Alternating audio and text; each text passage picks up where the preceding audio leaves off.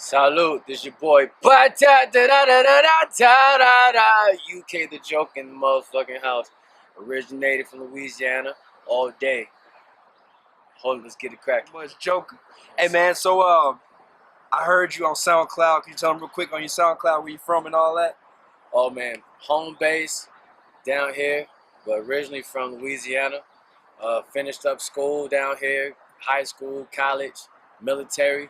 Been doing music since 2003. First mixtape ever since I fell in love with Ninth Wonder and J Electronica. It's been history after that.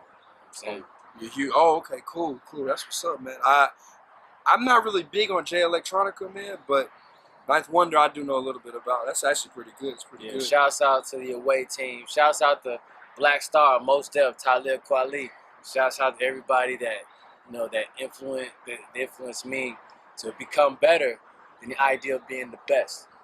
Because everything about music is trying to enhance the idea of what hasn't been heard and then try to hear some more out of it. So it'll be addictive to hear something new. But now you're hearing something new with the element of perfecting the listen. You know what I mean? So that's how it is for me. So that's what you think you're gonna bring to the game when you make it big? I think the things that I bring to the game is more of a question that perfects another question. That's how I can see it. You know what I'm saying? Elaborate. I like that. That is something good. Talk to me about that. All right. For instance, Bone Thugs and Harmony came out. The way they did their cadence of how they do their songs and how they do their mechanisms. So, hey, my niggas, we having a wonderful day. Now we fighting, but why is the first of the month? Now we smoking, joking, rolling, blessing, 7 on 40 ounces. Then 10 to 15 years later, we got Migos. So we're fixing a question like, what if we slow the cadence down? What we kept the same cadence, but or slow the tempo down on a southern style, acronym beat, and then create more out of it. So you're basically creating a question and perfecting another question. You're answering a question with a question. So you're basically perfecting the idea of what music can be. Preparation for the idea of any song, for one, you gotta have the promotion. With any promotion alone, in the South, you are your own promoter. But in order for you to get yourself out there, you need the DJ. The DJ and the radio station, make sure you get put on. Now, all you just need is a following. Without a following, you ain't got shit. I mean, I remember when,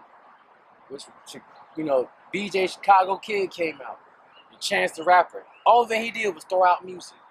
And then his following just got stronger based off the people he surrounded himself with. So do you think it's better now, or do you think it's more harder?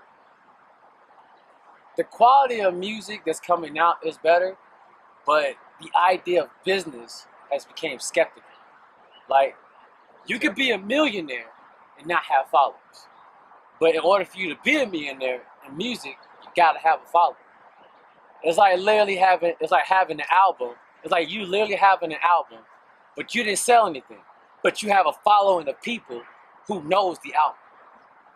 So, suppose if Mos Def and Talib Kweli had the most hottest album,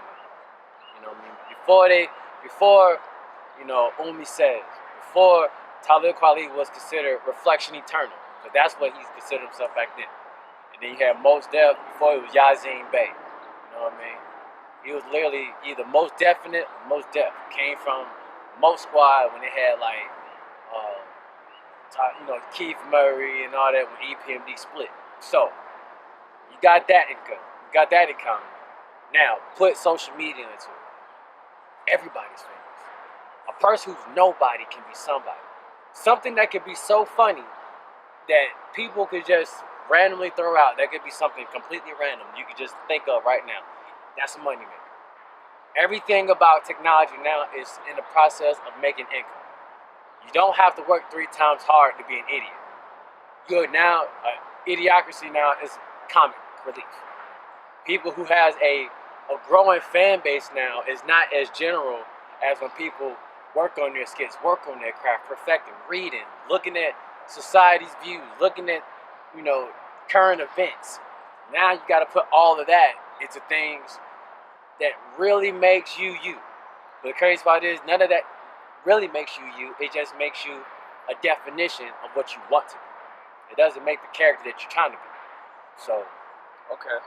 so everybody wants to be Quavo until there's another Quavo coming up. Everybody wants to be an extension. Rest in peace to him. Until there's an extension coming up. Exactly. So okay. So what about that? That's what I was about to bring up. Extension, R.I.P. Rest Rest in in peace. peace to him, man. Sorry about the loss the other day. I found out, Yeah. but I actually wasn't a huge fan of him like that. But yesterday after he died, I said I'll listen to his music, and he said something pretty much. People will respect you more when you're dead, and it's very, very bizarre. I just hate that it takes a loss of an artist for you to realize what he's really like created. You know what I mean? But do you know why? Do you know why is that? Do you know the main reason why is because, for one, the existence of you does not follow you when you live. It follows your work afterwards. Just like the same thing with William Shakespeare. He just didn't write, screenplays. He wrote poems. He wrote books. When he died, he was considered the guy to look over. Because, for one, your past is the representation of the present idea. The future is what you carry to make it better. So everybody will listen to Pac and Biggie before anybody in this generation knew who the hell they were. Because after they died, people realized that there was more in their music and there was more about them being who they are. That's why when you hear about Biggie and Pac, these motherfuckers getting researched all the way in Harvard for absolutely more than enough. Kid and Play, kid from Kid and Play, he's actually a professor at a school teaching about hip hop. Something that brought up from the ground zero. KRS-One, professor in a college, telling you about the idea or the humbleness of hip hop. Because he was there when it was ground zero. You know what I'm saying? Yeah. Like I always tell people in my rhymes, if you wasn't there from ground zero, you damn sure gonna be there when you're on cloud nine. Because it's us. We made something that came from oppression, depression, and took that humbleness of struggle and made something fun to use. And it came from the idea of just music in general. We had Grandmaster Flash, Furious Five, you know what I'm saying, Sugar Hill Gang, you know what I mean? We had the Five Boroughs, we had Cool Man Hurt, Africa Bombada, you know what I mean? Going back deep. Yeah, then when the South came out, you know what I mean? You just didn't have just Kilo and DJ Jubilee in New Orleans, Kilo in Atlanta. You had OG Stepper. You didn't have, Juvenile. You know what I'm saying? Outkast and the Dungeon Family. Organized music. You had Sleepy Brown, Rico Wade, Future's cousin. All of them. They rocked.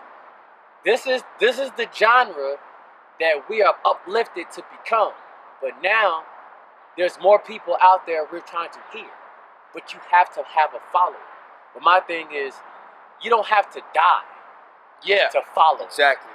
But the crazy part is, it gets interesting because we don't know what you were when you were alive. People didn't care too much. But since you're dead, it's the condolences of everybody else that makes you like, now I want to listen. He passed away, but we don't understand his living. We don't understand his biography. Yeah, why? We know he was doing crazy shit. Like, we understand what Kanye West been doing before he became the Kanye West that we see now. People views his life of opinion differently. People view him differently, but he's still the same man. He's still growing.